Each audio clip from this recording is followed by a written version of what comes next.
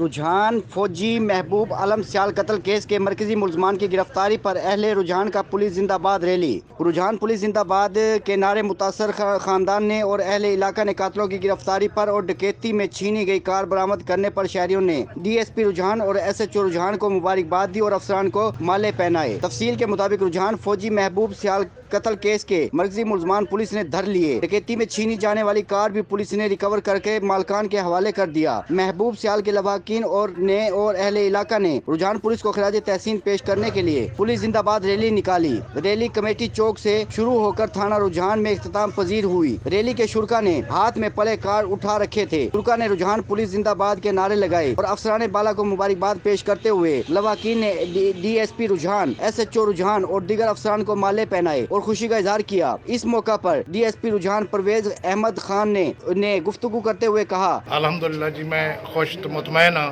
कि मेरी रुझान पुलिस ने SHO साहब ने अपनी उन्हें टीम उन्हें रात नहीं हिक करके मेहनत की है। जिहदे गुलाम शबीर साडा ASI IT का जरा साडा इंचार्ज डिस्ट्रिक्ट का उन्हें आके बड़ी मेहनत की, वर्क करके रात नहीं हिक करके जिहदे फौजी साहब के मुलजमान गिरफ्तार किए, रिकवरी की है।